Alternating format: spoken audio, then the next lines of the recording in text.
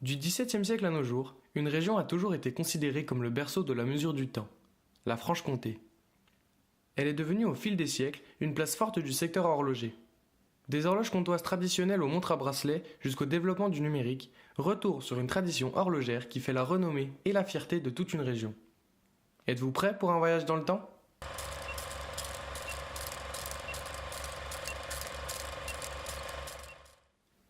L'histoire démarre il y a plusieurs centaines d'années, dans les campagnes de la région et plus précisément vers Morteau. L'horlogerie est d'abord apparue comme une activité d'appoint pour faire face aux difficultés économiques des paysans durant l'hiver. La fabrication d'horloges comtoises artisanales est rapidement devenue le symbole d'une réelle émancipation territoriale. C'est le début de la grande histoire.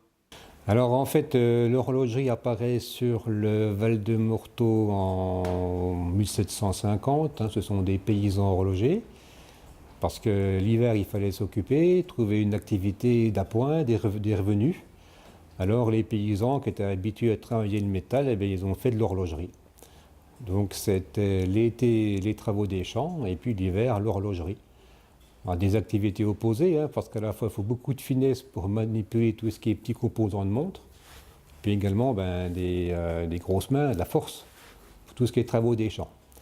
Et puis progressivement, eh bien, la région va devenir un très très grand centre horloger.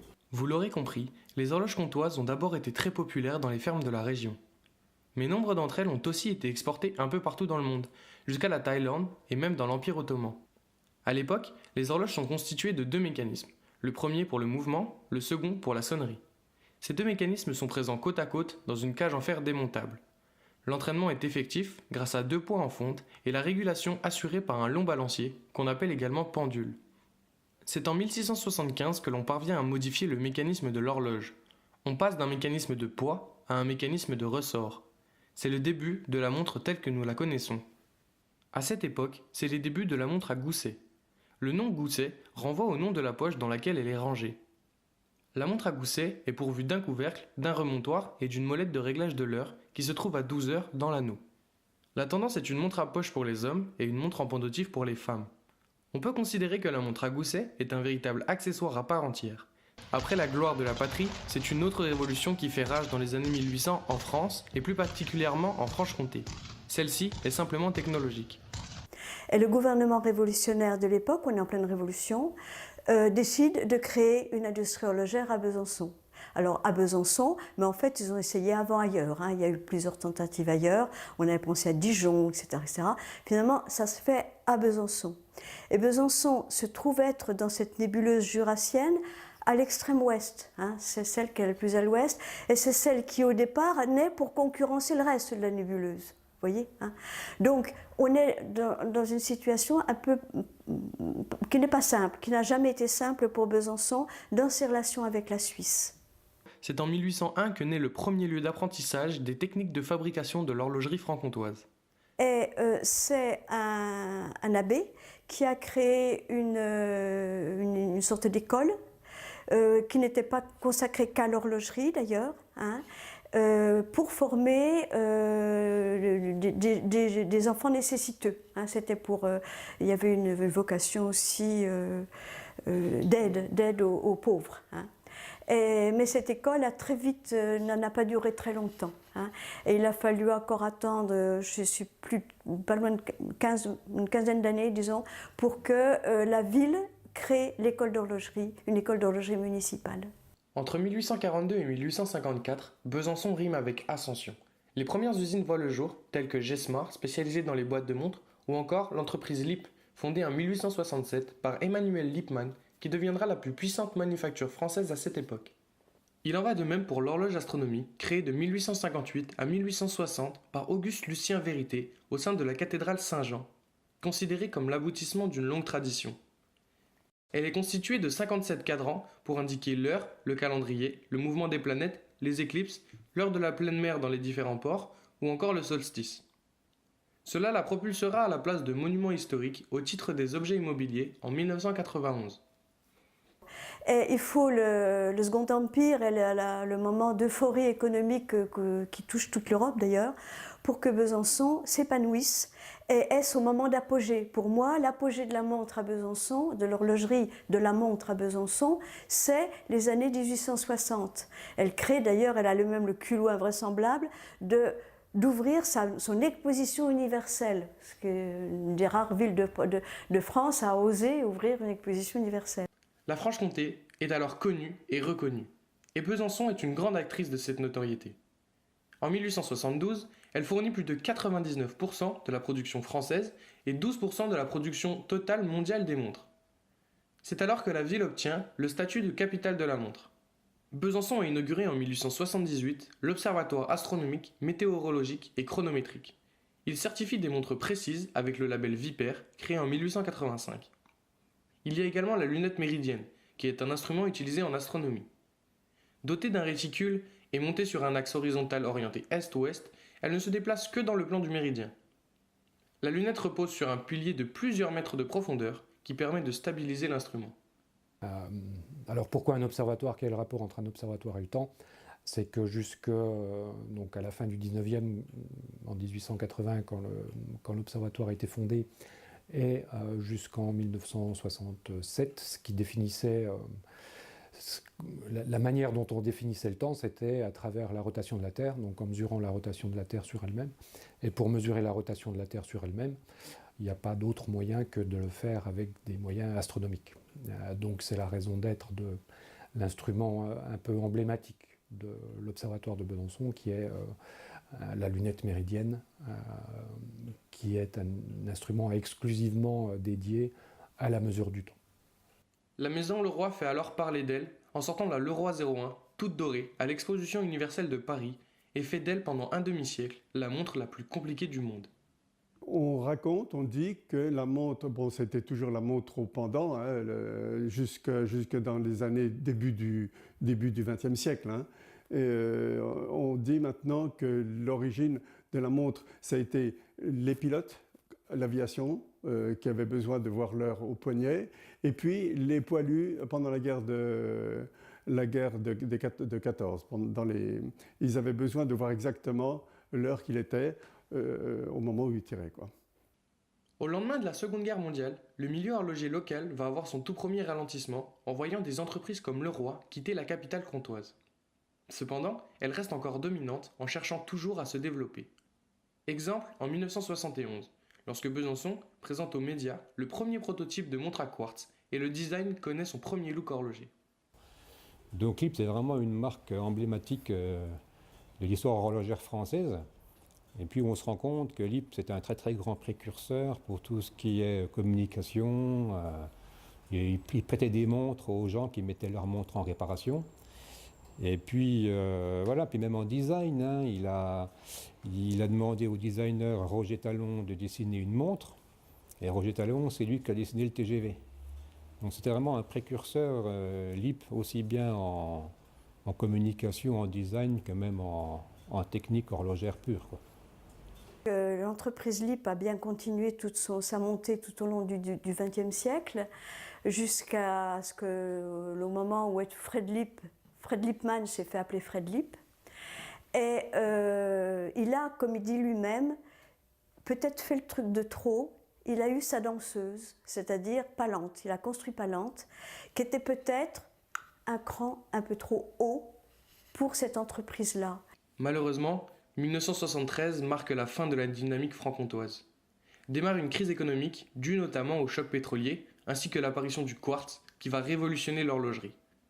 En 1977, l'entreprise iconique Lip disparaît finalement.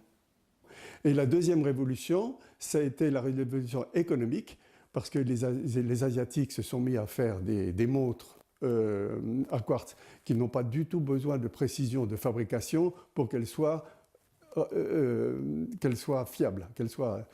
Et donc, une montre à quartz, un mouvement à quartz coûtait à l'époque moins de $1 par rapport à... Enfin, ça voulait absolument plus rien dire. C'était même pas le prix d'une pile, vous voyez. Mais il en faut plus pour que Besançon abdique. Malgré ses difficultés économiques croissantes et la fermeture de Lip, la région franc-comtoise renaît avec la ferme intention de remettre les pendules à l'heure. Moi j'ai commencé en 1961, donc dans l'horlogerie, mais pas en tant qu'horloger, en tant que mécanicien outilleur.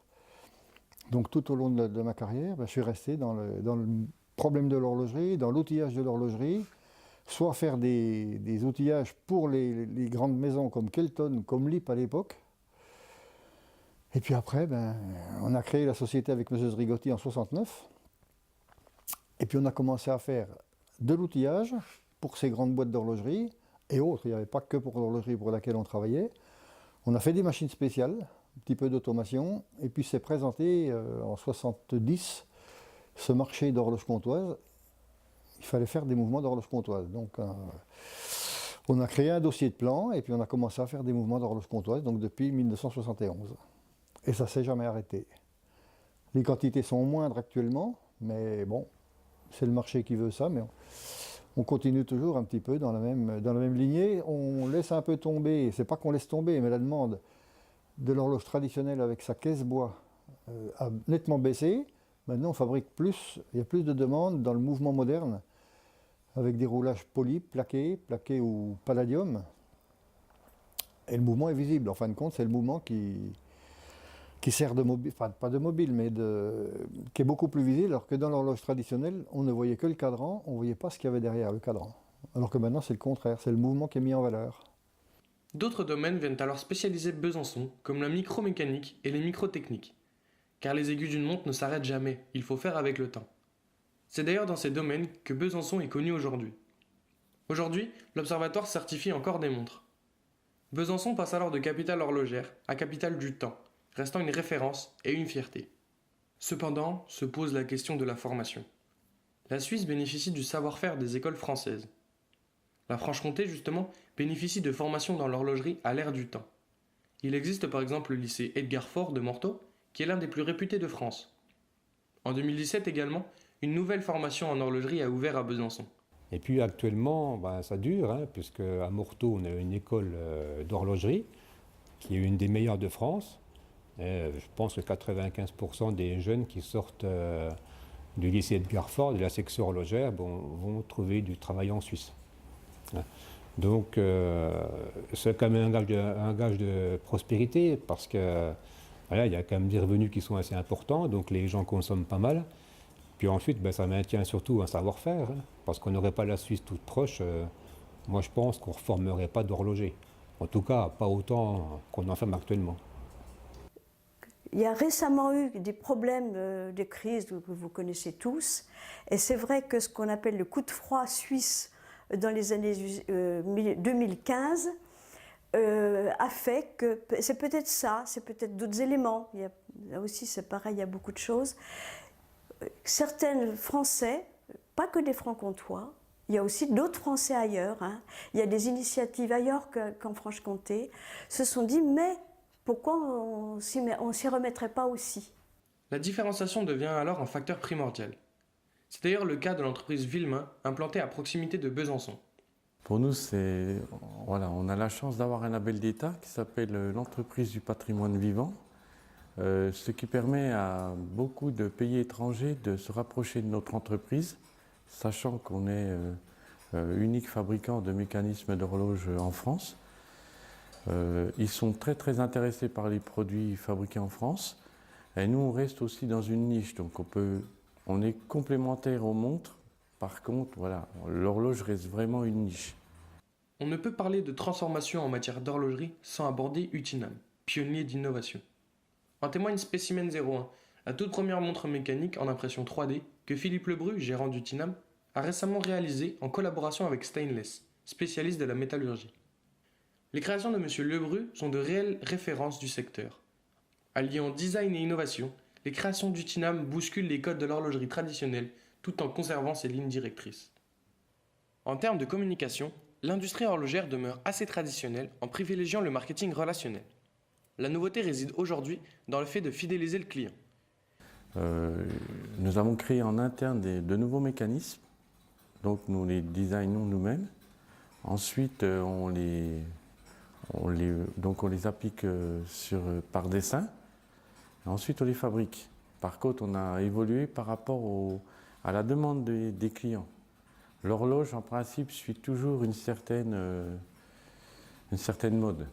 Donc nous, voilà, d'un côté, on a modifié nos mécanismes par la qualité, on les a modifiés par la forme, on s'est adapté aux nouvelles demandes et en plus, voilà, on a aussi trouvé de nouvelles cibles de clients comme les architectes. Récemment, l'Association française des amateurs d'horlogerie ancienne a été sollicitée sur l'axe jurassien pour mettre en valeur le savoir-faire horloger. Une demande au patrimoine de l'UNESCO a alors été lancée. Oui, donc nous avons été sollicités récemment par l'industrie horlogère suisse, notre association, pour participer sur l'axe jurassien franco-suisse à mettre en valeur le savoir-faire horloger. Et c'est à l'initiative des Suisses justement qu'on fait une inscription au patrimoine immatériel de l'UNESCO. Alors ça se fait en plusieurs étapes. Il faut déjà faire l'inscription en France, et une fois que c'est inscrit en France, ça sera inscrit et donc le savoir-faire horloger, c'est quand même tout à fait spécifique, parce qu'on parlait de mécanique, de micromécanique, mais il y a un savoir-faire qui est ancestral et qui continue à être très nécessaire pour arriver à faire des objets de très haute qualité. Une question reste cependant en suspens. Il est difficile de placer le curseur entre le marché de la montre traditionnelle et celui de l'horlogerie numérique. Aujourd'hui, le géant américain Apple règne sans conteste sur l'économie mondiale de la montre. Mais d'autres entreprises comme Samsung ou Huawei profitent également du secteur de la montre.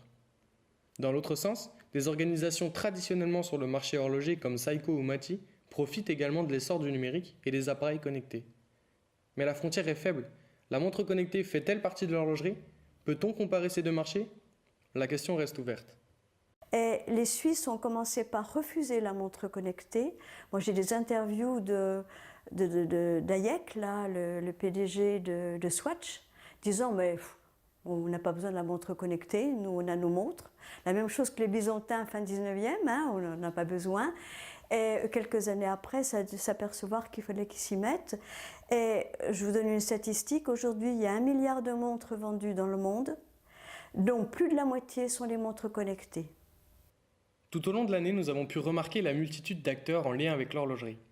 Des artisans aux méthodes ancestrales, aux associations gardiens de l'histoire et de la tradition, jusqu'aux nouvelles startups innovantes et les entreprises du numérique, tous agissent en faveur de ce renouveau qui tend à rendre la notoriété de la région franc-comtoise.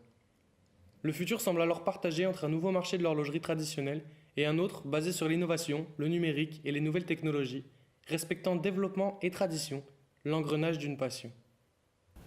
Je trouve que c'est une très très bonne idée parce que ne faut pas tout le temps penser que l'horlogerie c'est que la Suisse. Il y a quand même il y a des marques en France il y en a certaines qui commencent, d'autres qui se renouvellent, et d'autres qui existent depuis très très longtemps. Voilà, moi je trouve que c'est bien de parler de l'horlogerie française. Il y a la marque Utinam également, il fait pas mal de choses, en pendulerie, Villemin aussi, en horloge comtoise. Donc il y a vraiment les gens veulent un petit peu consommer français, donc peut-être que l'horlogerie française a une carte à jouer. L'avenir, ouais, je le vois, je suis assez serein, il n'y a pas de souci, puisqu'on innove sans arrêt. Par contre, de parler de l'horlogerie, c'est très bien, on est quand même déjà à la capitale, donc Besançon, capitale de l'horlogerie. On sent une renaissance, je dirais, mais bon, elle a toujours été aussi présente, elle n'a jamais disparu. Bon, ce qui est clair, c'est que Besançon, c'est une place forte. C'est pas une place forte au niveau des ventes, par contre, c'est une place forte au niveau des savoir-faire, parce que la plupart des... pas la plupart, mais il y a énormément de talents, que ce soit en ingénierie, en conception ou en horlogerie, etc., qui sont formés ici, à Morteau, etc., et qui partent travailler en Suisse parce que l'horlogerie suisse a une telle... La force de l'image de l'horlogerie suisse est telle que c'est très difficile de concurrencer ça. Alors, renouveau sur le plan local à Besançon, il y a plein d'initiatives, il y a plein de choses qui sont intéressantes. Bon, ce n'est pas des révolutions, mais il y a des choses qui se font. Pour l'instant, ce ne sont que des petites initiatives un petit peu réduites. Hein. Ça ne mobilise pas, ça ne va pas faire revenir tous les horlogers qui travaillent de l'autre côté de la frontière pour l'instant. On en est loin. La mesure du temps, elle est centrale. Pas l'horlogerie, mais la mesure du temps, elle est centrale. Et à Besançon, on a su parfaitement, les scientifiques ont su parfaitement se saisir de ça parce qu'il y avait l'horlogerie, il y avait cette culture horlogère. Donc quelque part, la culture horlogère, elle continue aussi sous cette forme-là. Le temps, il est pour tout le monde et c'est une préoccupation humaine, je crois.